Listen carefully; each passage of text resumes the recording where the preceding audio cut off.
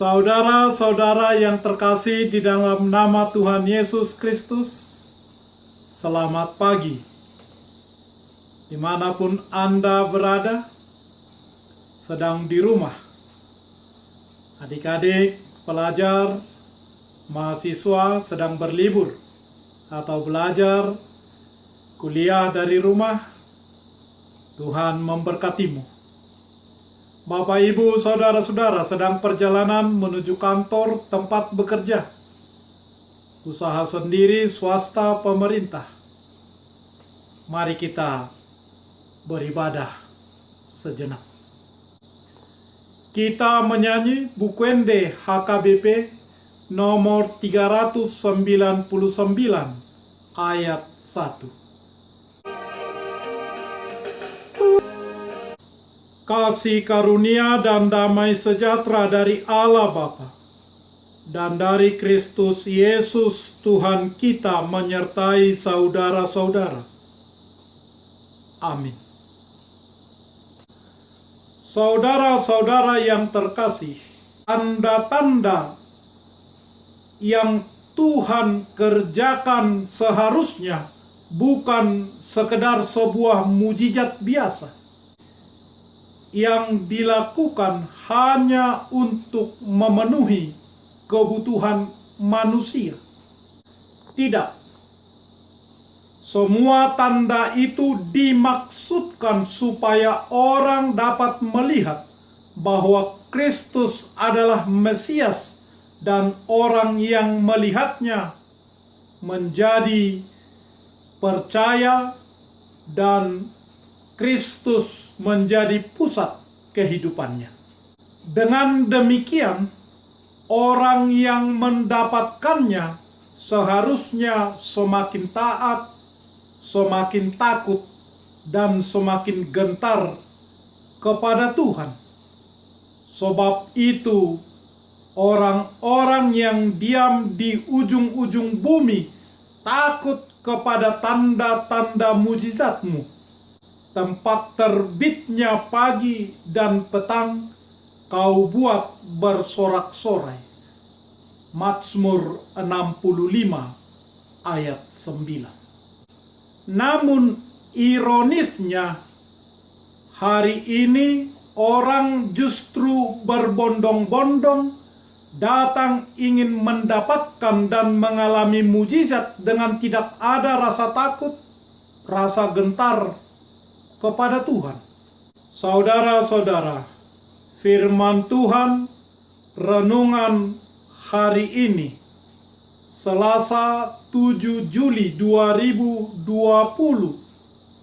dari kitab Injil Matius pasal 11 ayat 21 mengatakan, "Celakalah engkau Korazin, celakalah engkau Betsaida, karena jika di Tirus dan di Sidon terjadi mujizat-mujizat yang telah terjadi di tengah-tengah kamu, sudah lama mereka bertobat dan berkabung." Dalam bahasa Batak Toba, Marjea maho Korazin, Marjea maho Betsaida, ai aut di huta Tirus dohot Sidon di pamasa hagugon akana masa dihamu, dang tarbahen sopaubaon na rohana ujui, marabitogoni hudul di orbo.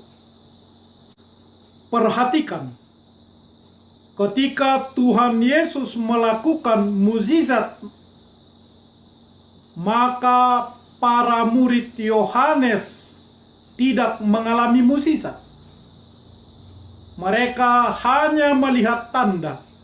Namun dari tanda itu para murid dituntut untuk mengerti dan tahu bahwa ada suatu kaitan erat antara tanda dan pribadi Kristus. Namun kata tahu di sini bukanlah sekedar tahu secara pengetahuan. Tidak. Iman kekristenan bukanlah sekedar sebagai pengetahuan secara kognitif, pemuasan intelektual belaka. Pengetahuan Kristen hidupnya harus senantiasa terkait dengan firman Tuhan, hidup olehnya, bukan hanya sekedar mengetahui. Bagian inilah yang ingin dipaparkan oleh Tuhan Yesus, mukjizat dan pertobatan. Tuhan Yesus mulai mengecam kota-kota yang tidak bertobat. Sekalipun di situ ia paling banyak melakukan mukjizat. Namun ironis, orang justru tidak mau bertobat. Maka janganlah kita berpikir bahwa kalau Tuhan melakukan mukjizat ke suatu kota atau kepada seseorang, maka kota itu atau orang itu langsung bertobat dan diselamatkan. Tidak. Di sini Tuhan Yesus mengaitkan antara kota-kota yang pernah mendapat mukjizat dengan kota Sodom dan Tirus. Tanggungan kota Sodom dan Tirus ini akan lebih ringan. Sekarang ini orang salah mengerti tentang mukjizat. Mukjizat yang dikerjakan oleh Tuhan Yesus berbeda dengan hal-hal spektakuler yang dilakukan oleh paranormal atau sejenisnya dalam kehidupan ini. Tuhan Yesus mengkritik dua kota besar pada zamannya, yakni Korazim dan kota Betsaida.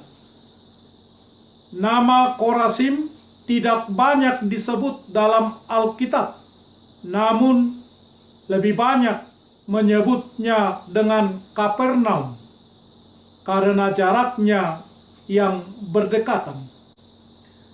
Tuhan Yesus melakukan banyak mukjizat di kota Kapernaum. Namun mukjizat itu tidak membuat orang di sana bertobat. Artinya, mereka hanya ingin mendapatkan kenikmatan mukjizat, tetapi mereka tidak menghargai si pembuat atau sumber mukjizat tersebut, yaitu Kristus. Kota Betsaida yang terletak di pinggir danau Galilea, yakni tempat di mana Tuhan Yesus membuat mukjizat, memberi 5.000 orang makan dengan 5 roti dan 2 ikan. Ironisnya, mukjizat yang dahsyat itu tidak membuat orang mengaku bahwa Kristus adalah Tuhan sumber kehidupan. Orang menikmati mukjizat. Mereka mengikut Yesus karena mereka kenyang. Dan Tuhan Yesus menegur mereka dengan keras. Mereka langsung pergi. Dengan kata lain, orang ingin Yesus sebagai alat untuk memuaskan kebutuhan duniawi. Ketika orang merasa tidak memerlukan, maka Yesus pun dilupakan. Bagaimana mengerti tentang mukjizat? Mukjizat harus kembali kepada ketuhanan Kristus. Kristus adalah pusat hidup. Inilah inti iman kekristenan. Tuhan ingin agar manusia memahami bahwa manusia adalah makhluk yang lemah. Maka dia sangat perlu bersandar kepada Tuhan. mengutamakan Tuhan sebagai pusat kehidupannya. Saudara-saudara, ketika Anda menerima atau mendapatkan mukjizat dalam hidupmu, baik itu berupa kesehatan, orang tua yang baik, istri atau suami yang baik, anak-anak yang sehat dan baik, berpendidikan, mendapat pekerjaan yang baik, memiliki rumah dan fasilitas di dalamnya, memiliki usaha kecil-kecilan ataupun usaha yang besar, memiliki banyak sahabat, relasi, teman, terkemuka di masyarakat, di adat, di gereja, menjadi penatua. Semua itu tentulah mukjizat bagi kita. Karena siapakah kita yang datang ke dunia ini hanya dengan telanjang, kemudian memiliki semua itu? Bukankah itu mukjizat, saudara-saudaraku? Karena itu, orang harus gentar dan takut ketika kuasa kedaulatan dan otoritas Tuhan dinyatakan dalam hidupnya. Namun sangatlah disayangkan, justru banyak orang berbuat sebaliknya, dengan menjadikan Yesus Kristus hanya sebagai alat, dan olehnya sering tergoda menjadi sombong. Mukjizat seharusnya membuat orang bertobat dan kembali kepada Kristus, membuat orang menjadi hormat, bersujud di hadapannya, mengaku Kristus sebagai Raja atas segala raja. Amin. Marilah kita berdoa. Ya Tuhan Allah yang Maha Kuasa, yang Maha Pengasih, Bapa kami di dalam nama Tuhan Yesus Kristus, kami mengucap syukur dengan segenap hati kami, karena Engkau tetap memelihara hidup kami sampai saat ini, dan melalui berita kesukaan, Engkau memanggil kami ke dalam kehidupan yang mengalami mukjizat. Berkat-Mu menenteramkan hidup kami untuk mendengar firman-Mu yang kudus. Sadarkanlah kami dengan Roh Kudus, supaya kami semakin bersyukur ketika menerima pemberkatan-Mu setiap harinya, dan itu adalah mukjizat. Kuatkanlah kami agar tetap takut akan Tuhan selama hidup kami, dan pada akhirnya kami tetap tinggal di dalam anugerah kasih-Mu. Dalam nama Yesus Kristus Tuhan kami. Amin. Marilah kita menyanyi buku nyanyian HKBP nomor 399 ayat 1. Janganlah engkau terlena, gapailah harapanmu. Takkan mungkin kau bahagia bila banyak aralmu. Maka putuskan semua godaan di hatimu. Harta, martabat, dan kuasa, aral burut bagimu.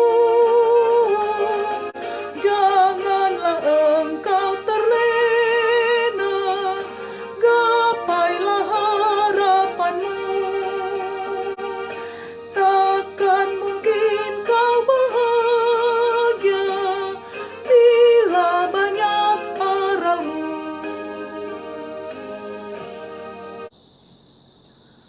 Anugerah Tuhan kita Yesus Kristus, kasih setia Allah Bapa, dan persekutuan dengan Roh Kudus menyertai saudara-saudara. Amin.